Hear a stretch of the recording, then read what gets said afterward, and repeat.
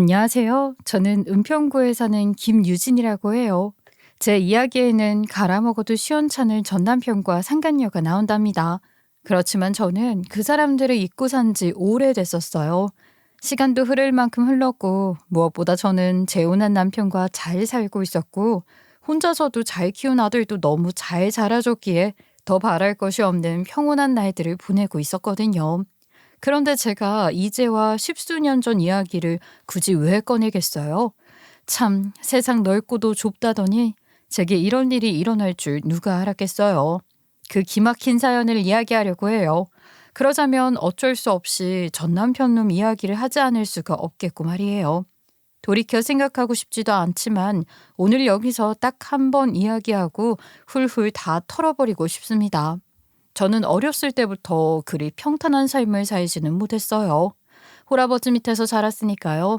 엄마가 돌아가신 건 아니었고 제가 아주 어렸을 때 이혼하셨는데 사실 엄마가 어린 저를 두고 아버지를 버린 거나 마찬가지였어요. 저는 그 사실을 고등학교를 졸업할 무렵 할머니를 통해 들었죠.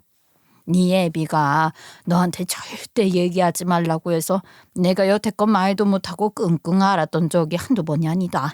나는 지금도 네 애미가 집 나갔다 한 달 만에 나타나서는 이혼해달라고 하던 그 표정이 생생해. 어찌나 당당하던지. 돌 지난 지 얼마 되지도 않은 니가 그렇게 울어대는데도 눈길 한 번 안 주더라. 그걸 두고도 네 애비는 정 떼려고 그러는 거라면서 네 애미를 감싸더니 너한테도 네 애미 나쁜 사람 만들어서 뭐 하겠냐며 끝까지 얘기하지 말라는 거지. 그런데 이제는 너도 알아야 될 것 같아서 얘기하는 거야. 사실 엄마에 대한 기억도 없었기 때문에 그다지 충격적일 것도 없었지만 아빠가 더욱 애틋하게 느껴지긴 했어요. 사춘기 시절을 보내면서 방황이라고 해야 할까요? 그런 것들도 좀 했었고 아빠와 대화도 거의 없이 지내고 있었거든요. 그랬었는데 할머니께 그 사실을 알고 난 다음부터는 아빠에게 조금 더 신경을 쓰게 됐어요. 철이 든 거죠. 이후로 아빠와 저는 아주 친밀한 사이로 웬만한 모녀지간보다 애틋한 부녀지간이 됐다고 할 수 있을 것 같아요. 아빠는 엄마가 원망스럽지도 않아? 할머니가 그러시던데 엄마가 그렇게 떠나지 않았더라면 아빤 잘 나가는 양복사가 됐을 거라던데 말이야. 어머니도 참 어린 노를 붙들고 별 쓸데없는 말씀을 다 하셨네. 그런 게 어딨어. 다 지나고 하는 말씀인 거지. 아빠 재주가 그만큼 미치지 못했으니 그런 거야. 양복사 못 돼서 수선일 하고 있다고 생각하진 않어. 독립해서 양복사를 차릴 수도 있었는데 아빠 적성에는 수선이 더 잘 맞는 것 같았어. 그래서 그걸로 우리 딸 지금까지 잘 키웠잖아. 아빠는 양복 기능사로 꽤 잘 나가는 맞춤 양복점에서 일했고 손재주가 좋아서 촉망받는 양복사셨다고 해요. 그런데 엄마가 떠나버린 후 힘든 시기를 겪으시면서 커리어에도 큰 손해를 입었고 후배들에게도 치이게 되면서 결국 버티지 못하고 나오셔야 했대요. 그렇게 나오셔서는 수선집을 하시면서 저를 키우셨던 거죠. 넉넉한 형편은 아니었지만 제 밑에 들어가는 돈을 아끼지 않으셨던 아빠 덕분에 저는 편안하게 공부를 할 수 있었습니다. 그리고 괜찮은 대학에 무난하게 진학을 할 수 있었고 대학을 졸업하고 젊은 기업으로 주가를 올리고 있는 F&B 기업에 입사를 했어요. 입사하고 얼마 지나지 않아 같은 회사 타 부서 대리로 근무하고 있는 남편과 연애를 하게 됐고 연애한 지 2년 남짓 만에 결혼을 했어요. 저는 대학도 재수를 하지 않았고 대학을 졸업하던 해 바로 취업을 한 것이니 결혼 당시 26밖에 되지 않았었고 남편은 대학도 삼수를 했고 다른 회사에 좀 다니다가 다시 신입으로 그 회사에 입사한 케이스여서 비슷한 직급보다 5살 정도 나이가 많은 편이었어요. 그러니 저보다 8살이나 연상이었고 그러다 보니 남편은 처음 연애를 시작할 때부터 결혼 얘기를 했었거든요. 아무리 그래도 아빠는 우리 딸 너무 일찍 시집 보내는 것 같아서 어쩐지 마음이 썩 내키지가 않어. 연애를 조금 더 하지 그러니. 사실 나도 지금 당장 결혼을 하고 싶은 건 아니야. 돈 벌기 시작한 지 2년밖에 안 됐는데 아빠한테 효도도 하고 돈도 좀 모으고 그러고 싶지. 아빠 말처럼 결혼하기 너무 이른 나이이기도 하고. 그렇긴 한데 그래도 어쩌겠어? 그 사람 나이가 많으니까 그 사람 집에서는 벌써부터 결혼 얘기를 하셔서 지금까지 미루고 미룬 거잖아. 아빠는 애틋한 외동딸을 그렇게 일찍 시집 보내는 게 못내 아쉬우셔서 마지막까지도 제 의사를 물어보곤 하셨지만 시댁과 남편은 더 이상 결혼을 미룰 수 없다는 의사가 너무나 확고했어요. 남편은 아주 다정하다고는 할 수 없어도 남자다운 매력이 있는 사람이었고 츤데레 같은 면모가 있는 사람이었어요. 그래서인지 사내 여직원들 사이에서도 인기가 꽤 좋은 편이라고 할 수 있었고 제가 그런 남편과 연애를 한다는 것이 알려졌을 땐 시기와 질투 같은 것을 느끼기도 했었던 것 같아요. 그렇게 나름대로 행복한 결혼식을 올렸고 신혼생활도 남들과 비슷하게 보냈어요. 그리고 아들을 하나 낳았는데 돌이켜보면 아들을 가졌을 때부터 남편은 조금씩 변했던 것 같아요. 아들이 태어나고 돌잔치를 앞둔 어느 시점에서 남편에게 무언가 어떤 일이 벌어지고 있다는 느낌을 강하게 받았는데 임신 중에도 너무 고생을 했고 출산 과정도 힘들었던 터라 이후 육아까지 겹치면서 제 한몸 다스리는 것도 힘들었어요. 그래서 그때 남편의 변화를 어렴풋이 감지했지만 신경을 쓸 여력이 없었죠. 몸이 너무 힘들어서 결국 회사까지 그만두고 육아에 전념할 결심까지 했거든요. 그때 남편이나 시댁에서는 맞벌이를 계속하는 것이 더 좋지 않겠냐는 이야기를 했었어요.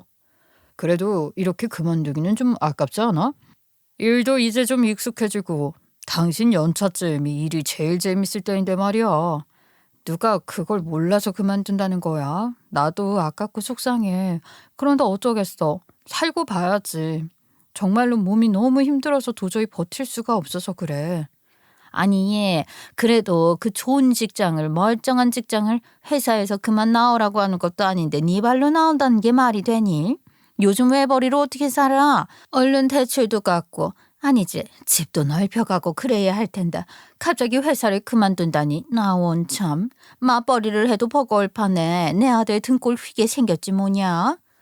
어머니, 제가 몸이 힘들어서 그만두긴 하는데요. 맞벌이 하면서 아이 봐주실 유모님 구해야 하는 거면 사실 한 사람 월급은 거의 유모님께 드려야 하는데 그럴 거면 제가 아이 키우면서 살림하는 게 더 낫겠다 싶기도 해요. 어머님은 애 봐주기 힘들다고 하셨잖아요. 나? 아이고, 예. 나는 애 보는 건 못하지, 못해. 어쩌다 하루라도 나한테 맡길 생각은 마라. 나는 허리가 아파서 아무것도 못해.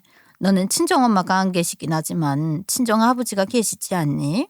요즘은 손잡아주는 할아버지들이 그렇게 많다던데. 너희 친정아버지께 부탁드려보지 그러니. 아유, 어머니, 저희 아버지도 건강이 안 좋으세요. 그리고 아버지는 일도 하시는데 어떻게 애를 맡기겠어요. 갓난 애를 종일 맡아줄 사람을 구하는 게 돈을 떠나서 쉬운 일이 아니죠.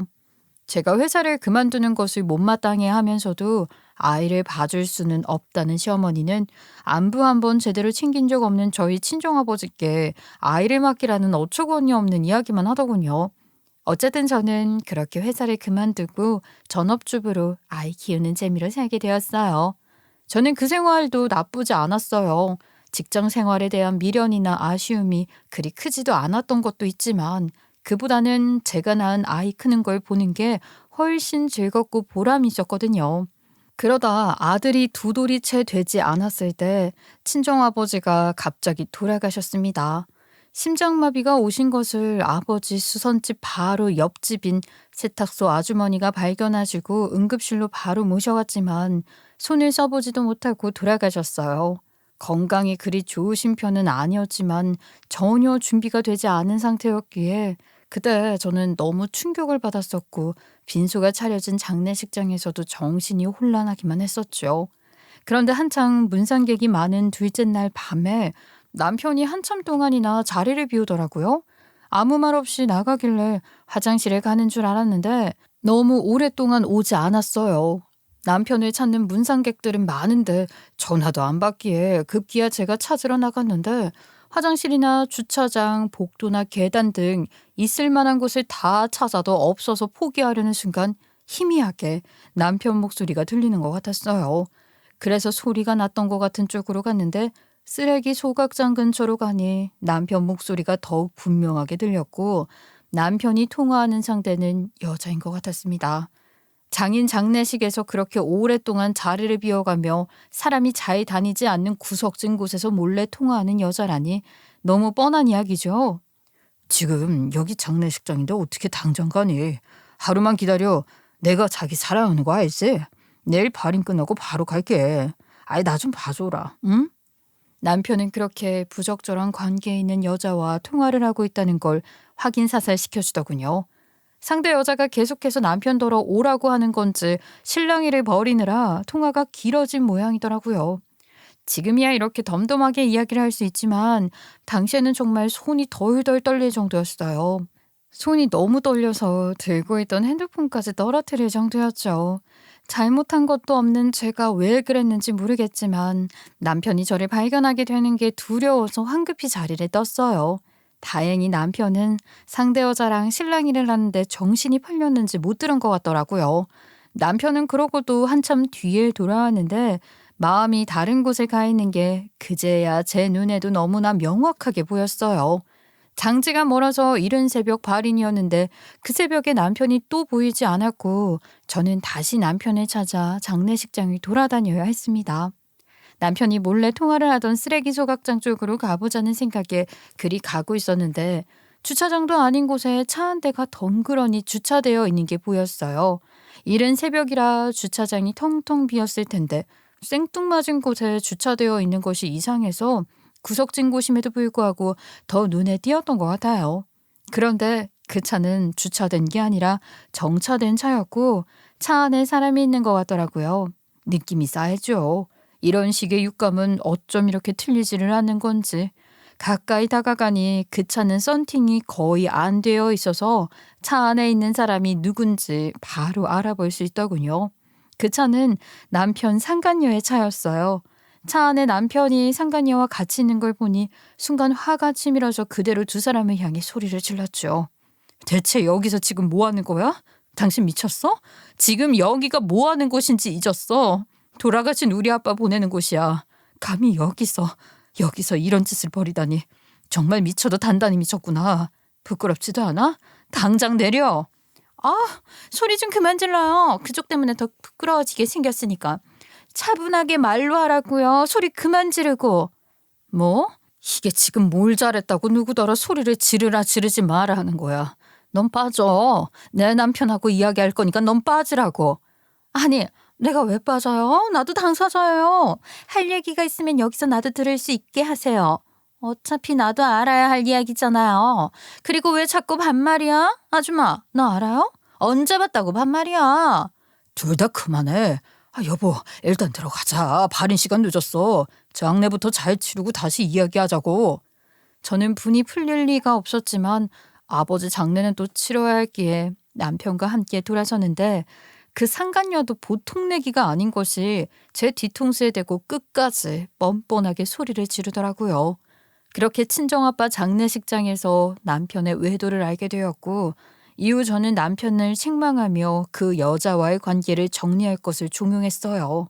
말해봐. 어쩔 생각이었어? 언제까지 그럴 작정이었냔 말이야. 언제부터였는지 어디서 만나 뭐 하는 여자인지 그런 거 다 묻지 않을 테니까 당장 정리해. 정리만 하면 내 아들 생각해서 한 번은 봐줄게. 그래, 그래야지. 고마워. 당신이 그러지 않아도 정리할 참이었어. 걱정하지 마. 금방 정리할게. 당시 저는 일도 그만둔 상태였고 혼자 어린 아들을 키울 일이 막막했기에 그런 남편일지라도 저와 아들을 위한 울타리가 되어준다고 생각했어요. 아무리 그렇더라도 그게 쉬운 일은 아니었죠. 돌아가신 아빠가 너무 보고 싶어서 울기도 많이 울었는데 한편으론 아빠가 그 꼴 안 보고 돌아가셔서 다행이라는 생각도 들더라고요. 엄마가 다른 남자 때문에 아빠를 떠났던 상처를 갖고 있는 아빠셨으니 더 마음 아파하셨을 것 같거든요. 어쨌든 남편은 그 여자를 정리하라는 말에 순순히 그러겠다고 했었죠. 처음에는요. 그런데 얼마 후 제게 이혼 서류를 내밀더군요. 사실 나 얼마 전에 퇴사했어. 퇴직금은 빚 갚는데 다 썼고 그러니까 나는 지금 무지개 물분 개털인 거지. 양육비 같은 것도 법정 최저 수준으로 책정될 거고 그것도 매달 꼬박꼬박 줄 수 있다는 보장이 없어. 이런 상황이니까 내 월급으로 생활비하고 애 키우고 그럴 작정으로 이혼 안 하고 버틴다고 무슨 소용이 있겠어? 잠깐만, 잠깐 있어봐. 이혼이고 뭐고 지금 회사를 그만뒀다는 거야? 한마디 상의도 없이 갑자기 퇴사라니 무슨 말이야?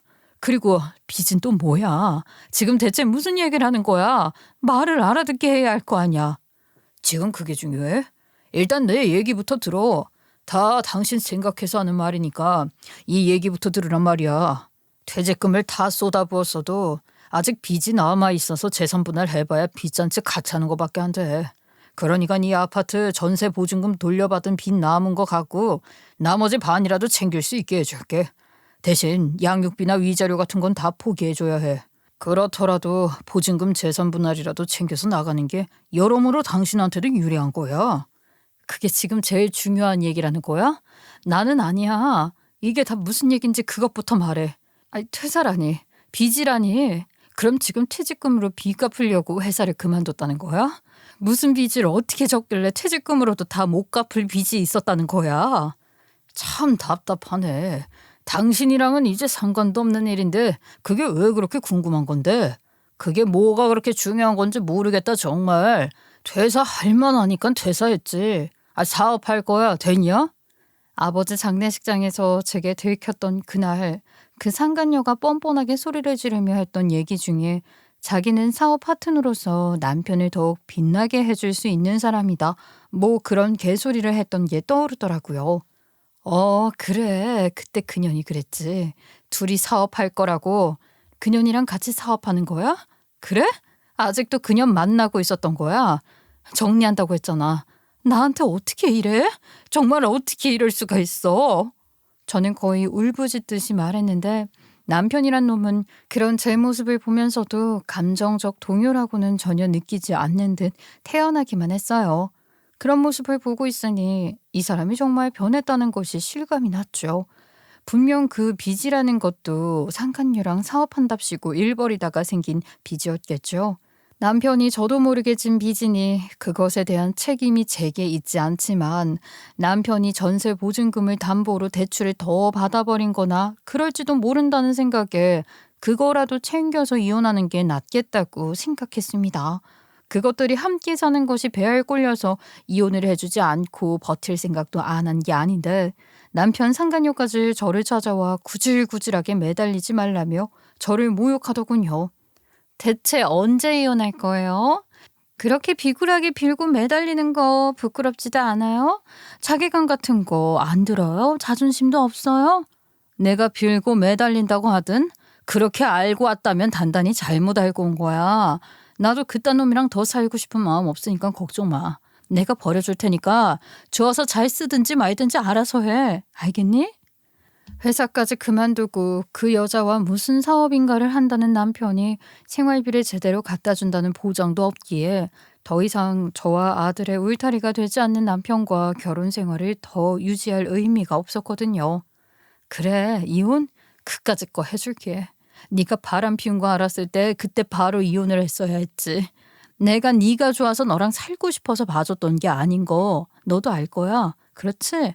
다른 이야기 더 할 것도 없고 양육비나 위자료 그런 거 포기할 테니까 대신 너는 친권 포기해. 너 같은 건 아빠 자격도 없고 아빠라고 할 수도 없어. 그리고 다시는 내 아들 볼 생각하지 마. 알았니?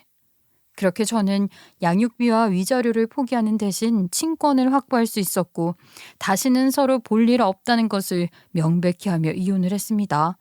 이혼 후 저는 친정아버지가 사시던 집으로 들어갔어요. 아버지가 남기신 재산이라고는 수선집이 있는 상가 건물의 집, 그리고 수선집의 상가 보증금과 약간의 예금이 전부였는데 상속세를 낼 돈도 없었으니 제가 재산 분할로 받은 전세 보증금의 일부를 세금 내는 데 써야 했죠. 그러니 손에 쥐고 있는 돈도 그리 많지 않았고 뭐라도 해야 했기에 아빠가 수선집을 하시던 상가에 최소한의 공사를 하고 반찬 가게를 열었어요. 옆집 세탁소 아주머니가 아들을 봐주시기도 하시면서 많은 도움을 주셨답니다. 그렇게 도움을 받아가며 반찬 가게도 자리를 잡았고 열심히 일해서 아들 뒷바라지 하는 낙으로 살았던 것 같아요. 그렇게 키운 아들은 너무나도 잘 자라주었고 공부까지 잘해서 의대에 들어갔어요. 저희 아들 정말 너무 장하지 않나요? 그 장한 아들이 대학에 들어가고 얼마 지나지 않아 저는 재혼도 했고 그렇게 제 삶은 평온하기만 했어요. 게다가 이제 아들이 좋은 여자를 만나 결혼까지 한다니 더 이상 바랄 것이 없다고 생각했죠. 그런데 아들의 상견례 날 다시 한번 제 인생이 뒤 흔들리는 일이 일어난 거예요. 상견례 자리에 시간마저 도착을 하니 사돈들 분들은 먼저 와 계셨고 늦어서 죄송하다는 인사와 함께 들어섰는데 글쎄 예비 안 싸던 얼굴을 본 순간 눈이 뒤집히는 줄 알았지 뭐예요. 내 아들이 결혼하고 싶다고 데려온 아이의 엄마. 그러니까 예비 안 싸돈이 바로 전 남편의 상간녀였거든요. 전 남편의 상간녀도 당연히 저를 알아봤는데 그 여우 같은 년은 얼굴색 하나 안 변하고 저를 모르는 척하면서 처음 뵙겠다며 인사를 하더라고요. 아, 처음 뵙겠습니다. 사돈될 분들이 인상이 너무 좋으시네요. 아니, 그런데 안 싸던 블라우스에 뭐가 좀 묻은 것 같은데 제가 봐드릴까요? 잠시 저랑 화장실에 좀 다녀오시는 게 좋겠어요. 이런 건 여자들끼리 해결해야죠. 그렇게 둘러대고는 저를 끌고 밖으로 나오더니 바로 얼굴을 바꾸는 거예요. 피차, 이렇게 된 거 어떻게 하겠어요? 우리 때문에 좋다는 애들 갈라놓을 수도 없고 그렇지 않아요? 괜히 여러 사람 힘들게 하지 말고 과거는 과거로 남기고 그냥 그대로 묻어요. 시끄러운 일 만들어봤자 좋을 거 없잖아요.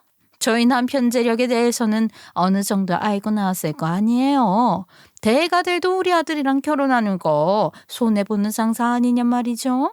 개원도 시켜주려는 것 같던데 선봐도 이런 자리 쉽지 않다고요.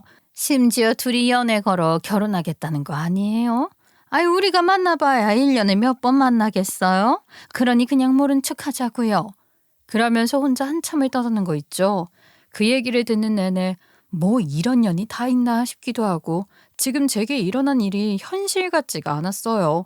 무엇보다 절대로 떠올리고 싶지 않은 끔찍한 기억들이 떠오르는 게 싫기도 했고요. 그 여자와 한순간도 마주하고 싶지 않았기에 어떻게 해야 좋은지 머릿속이 복잡했는데 그때 제 남편이 나타나 저를 구제해 주더군요. 한참이 지나도 안 오니까 남편이 저를 찾으러 나와서 제가 그 여자와 얘기하고 있는 걸 발견하고는 몰래 가만히 숨죽이며 둘이 나눈 대화를 다 듣게 된 거였어요. 그렇게 나타난 제 남편은 그 여자에게 회심의 한마디를 던진 거예요. 댁의 아들은 잘 있나요? 그 아들 여전히 정신 못 차리고 사는 건 아닌지 모르겠네요. 아들이라니요? 그게 다 무슨 소리인지. 사실 저도 처음 듣는 얘기라 어리둥절했는데 그 여자의 얼굴에 당혹스러운 기색이 역력한 것을 보니 없는 소리는 아닌 것 같았어요. 아니 그걸 어떻게... 아니요. 지금 대체 무슨 소리를 하시는 거예요? 저한테 무슨 아들이 있어요. 우리 딸은 외동딸인데 말이에요. 뭐 잘못하신 것 같군요. 횡설수설하며 말을 바꾸는 상간녀는 얼굴이 시뻘개져서는 어쩔 줄을 몰라 하더라고요. 이쯤에서 앞서 이야기하지 않은 지금의 제 남편 얘기를 좀 해야겠어요. 그렇죠? 사실 지금의 제 남편은 전 남편의 꽤 가까운 친구였답니다. 전 남편의 고등학교 절친 멤버가 5명이 있는데 그중 한 명이 지금의 제 남편이에요. 부부 동반 모임 같은 것도 자주 가지며 연애 시절부터 가깝게 어울렸던 사이였어요. 그런데 지금의 제 남편이 친정아빠 동네에 살고 있었고 이혼 후에 차린 제 반찬 가게 단골로 2년을 이어다가 아들이 고등학생이 됐을 때 저를 특별하게 생각하고 있다는 고백을 받았었죠. 우리 두 사람 사이에 문제가 있었던 건 아니지만 서로 친구의 전부인 전 남편의 친구라는 조금 불편한 관계인데도 유독 제 가게에 자주 와서 좀 신기하게 생각했거든요. 근데 저한테 호감이 있었던 거였나 봐요. 지금의 제 남편은 대학 시절부터 오래 사귄 여자친구와 헤어진 뒤 결혼을 하지 않고 혼자인 사람이었어요. 부부 동반 모임에도 유일하게 파트너 없이 혼자 오는 전 남편의 친구였기에 뭐 등산 같은 걸 가게 되면 제가 도시락을 하나 더 싸기도 하며 챙겼던 사이였고 연애 시절부터 스스럼 없이 지내던 사이이기도 했고 이혼 후 그런 식으로 만나면서 저 역시 이성적인 호감이 전혀 없었다고 할 수는 없지만 무엇보다도 전 남편의 친구라는 점이 걸렸었어요. 그 자식이랑은 이제 친구라고 할 수도 없으니 그게 걸리는 거라면 그러지 않았으면 해.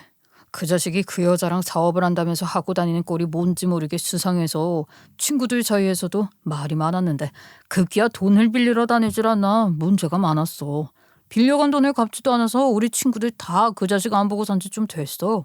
그러니까 상관할 필요 없다는 거야. 그렇게 남편과 데이트 비슷한 것을 시작했고 아들이 대학에 합격하고 아들도 적극 권한 덕분에 정식으로 재혼을 했던 거예요.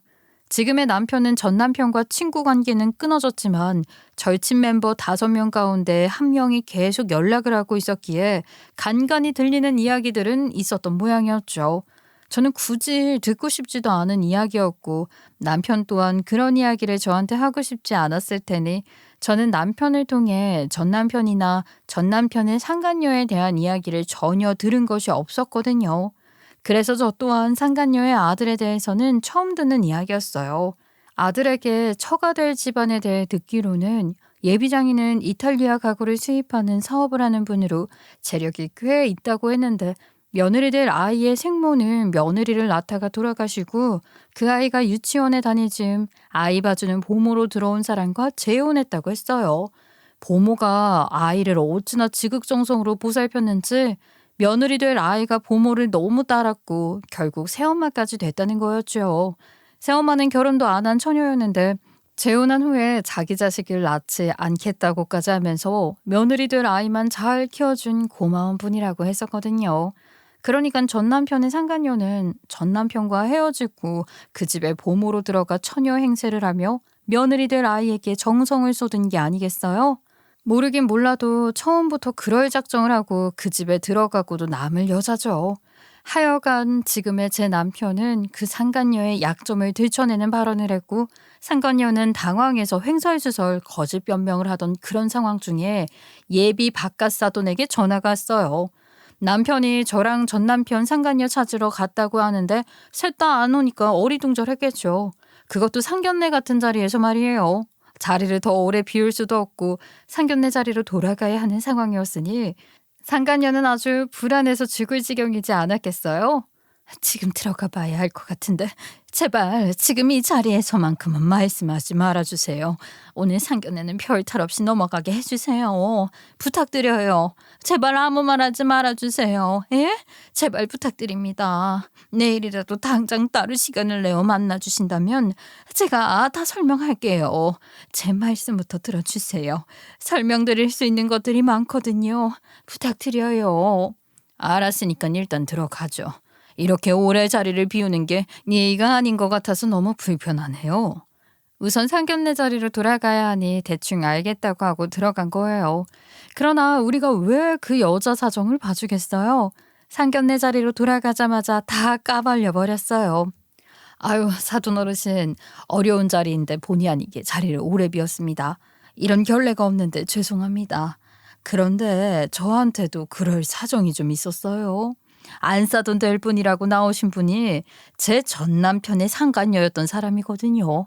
제 친정아버지 장례 치르는 장례식장까지 제 전 남편이 찾아오는 바람에 제가 두 사람 사이를 알게 됐었죠.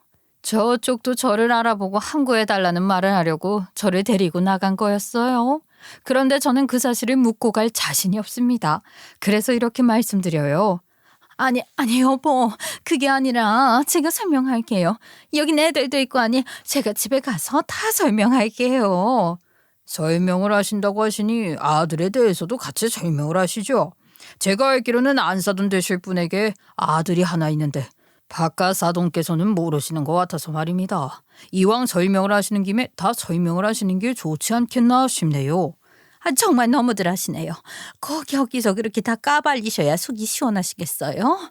여보, 제가 다 얘기할게요. 그냥 그렇게 단편적으로 할 수 있는 얘기가 아니에요.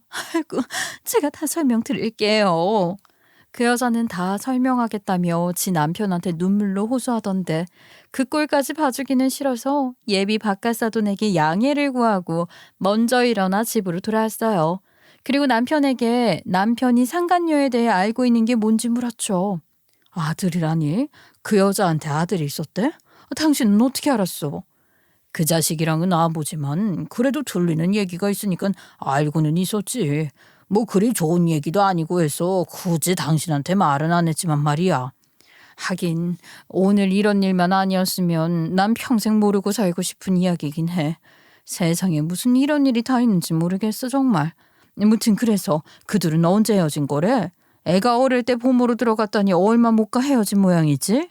그 여자가 처음부터 재력 있는 것처럼 접근을 하면서 사업 얘기로 바람을 많이 넣었던 모양이야. 그런 걸 다 떠나서 바람 피워 이혼했다는데 아무리 친구라도 그게 좋아 보일 수 없는 판에 바람난 여자랑 다니는 모양새가 뭐랄까 그리 좋아 보이진 않았어. 나는 같이 만난 적이 없지만 같이 만난 적이 있는 친구는 말로는 친구들 앞에서도 그 여자는 재력이 꽤 있다는 걸 어떤 식으로라도 드러내려고 노력하는 것 같았대. 아니 너무 그러니까 오히려 더 이상해 보이는 거지. 원래 그런 건 그냥 저절로 드러나야 하는 거잖아. 근데 그걸 드러내지 못해 안달난 사람 같았으니 그게 이상한 거지. 한 번 본 친구놈도 그게 이상했다는데 그 자식은 멍청하게도 그 꼬임에 넘어가서 있는 대출 없는 대출 다 끌어오는 것도 모자라 친구들한테까지 돈을 빌려서 사업 자금하겠다고 나섰던 거고. 미친놈. 그러니까 그 여자한테 사업 자금 갖다 주려고 빚을 내고 그 빚 갚는다고 퇴직금까지 갖다 써놓고 그러고도 계속 돈을 더 빌리고 다녔던 거네. 데리고 다니면서 있는 척까지 해가면서 말이지. 아유 기가 막힌다 정말. 그러니까 말이야. 어째 수상한 게 많아서 친구들 사이에서도 말이 많았어.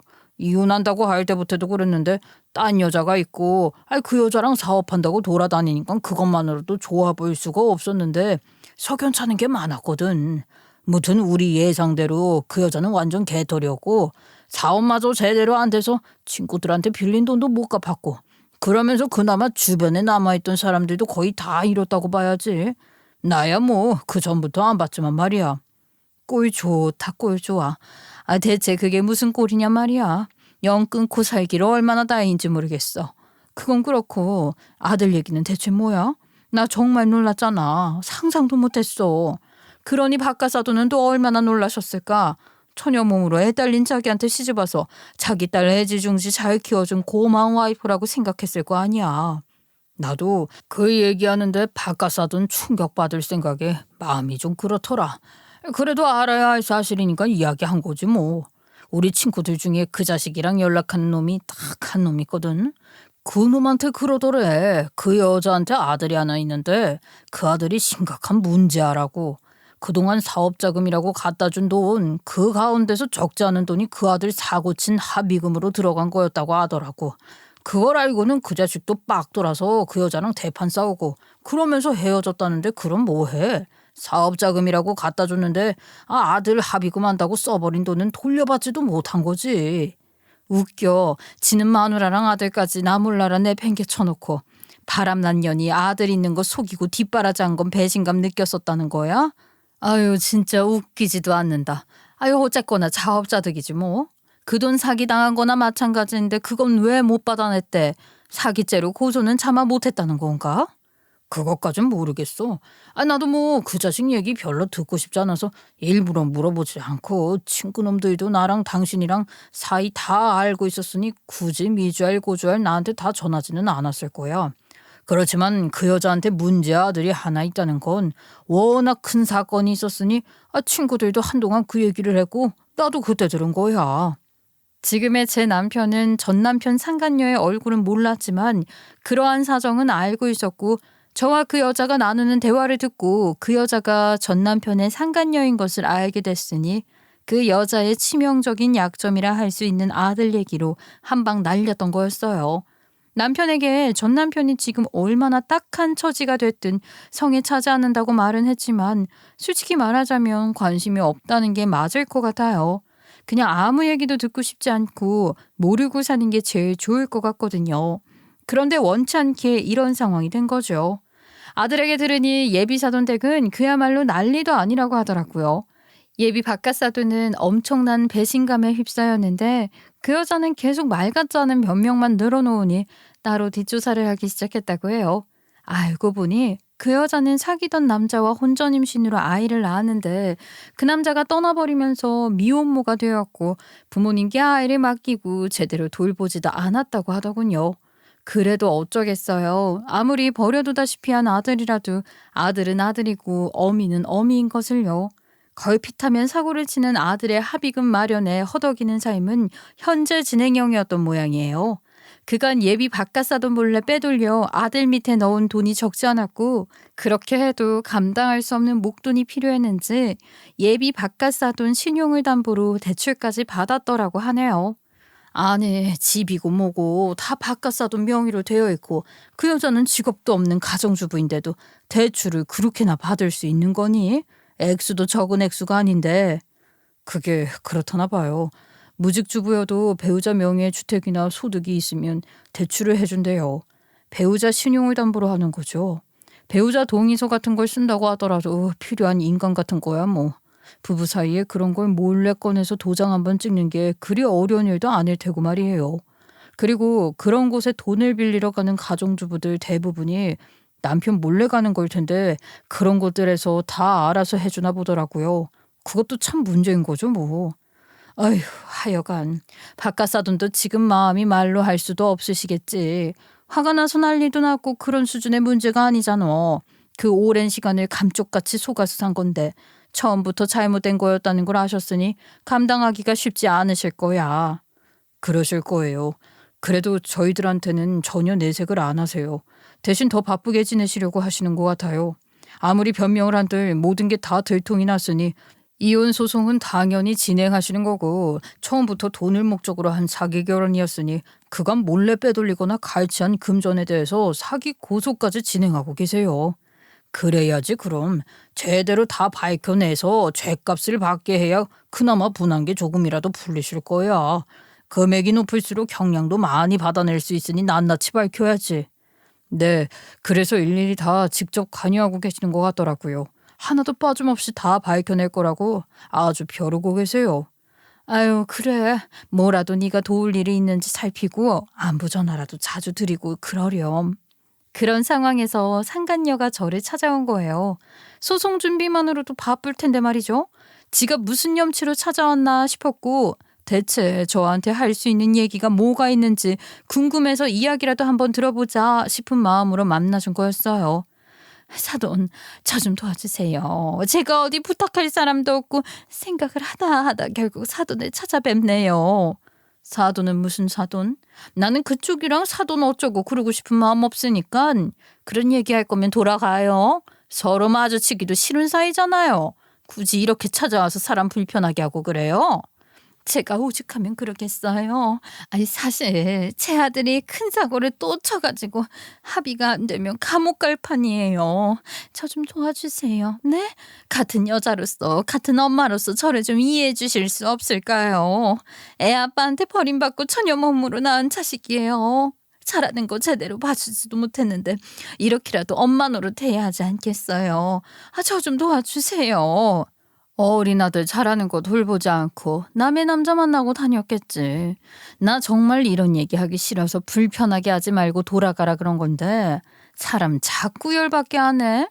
네가 유부남 만나고 다니는 바람에 그 남자 어린 아들도 버려진 거란 생각은 안 해봤니? 그걸 몰라서 지금 나를 찾아와 같은 엄마 입장을 호소해? 정신이 없는 거니 양심이 없는 거니? 알아요. 제가 죽일년이죠.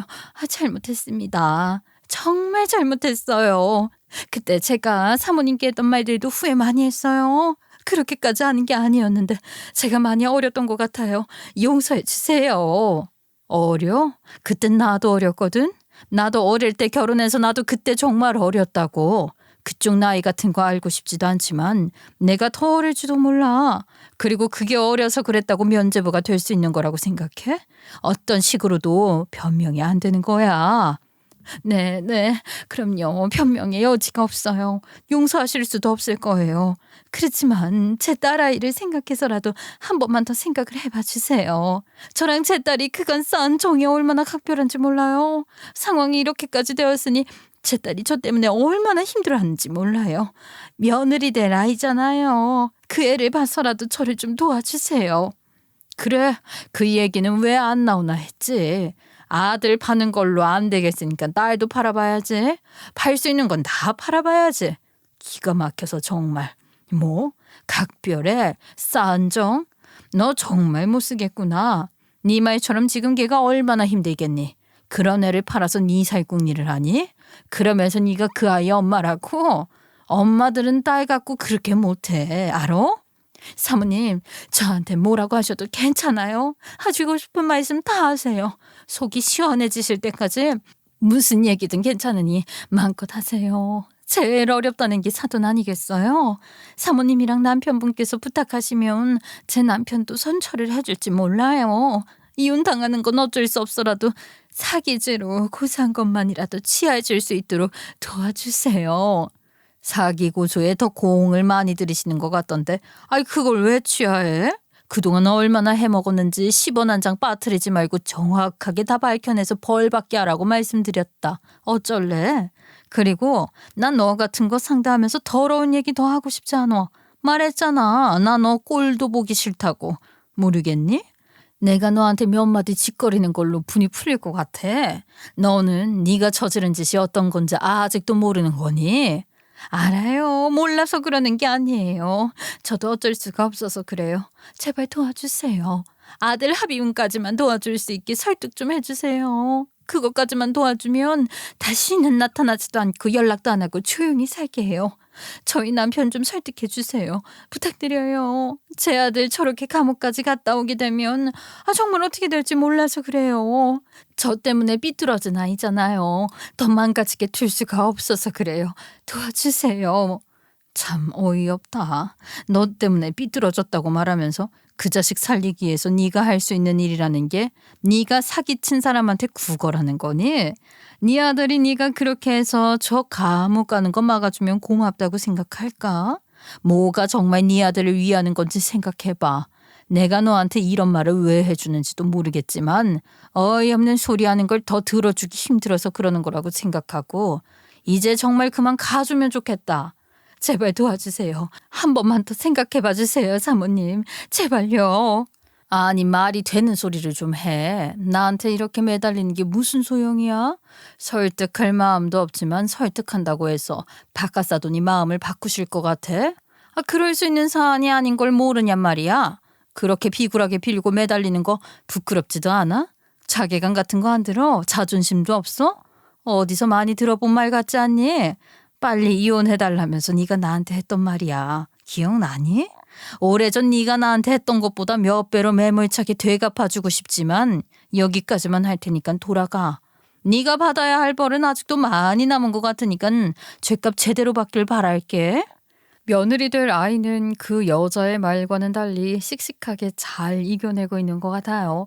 물론 큰 상처를 받았지만 제 아들과 예비 바깥사돈 그리고 저와 제 남편까지 모두가 살피고 따뜻하게 감싼 덕분에 빨리 회복하고 있답니다. 예비 바깥사돈이 생각했던 것 이상으로 점잖고 괜찮은 사람이라는 걸 이번 일을 겪으면서 알게 되었죠. 제 아들 장가 잘 보낸다는 생각을 한 번 더 하게 됐어요. 이번 일을 계기로 양가가 오히려 돈독해진 것 같지 뭐예요. 딸 하나 없는 게 늘 아쉬웠는데 예쁘고 착한 딸을 거저 얻게 되어 혼수 쇼핑도 같이 다니면서 좋은 시간을 보내는 게 너무 신나고 재밌어요. 남한테 나쁜 짓 하지 않고 열심히 산 보람을 제대로 느끼며 행복한 나날을 보내고 있다는 생각이 절로 들더라니까요. 살다 보니 이렇게 거짓말 같은 우연, 악연이라고 해야 할까요? 하여간 이런 일도 다 겪게 되었는데요.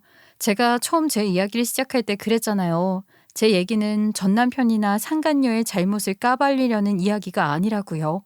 그러고 싶었다면 저한테 그런 앙심이 남아 있었다면 이혼을 한 이후에도 전 남편 놈이나 그 상간녀 하는 일 찾아다니면서 해코지를 할 수도 있었겠죠.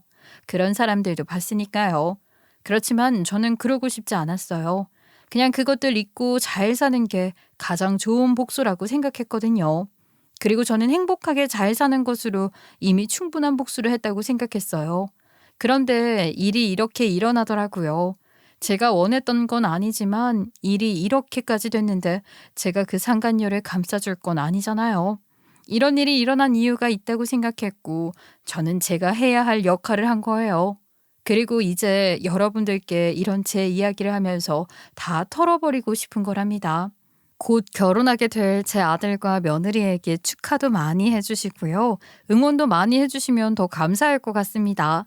세상 살다 보니 별일이 다 있었던 제 이야기 들어주셔서 감사합니다.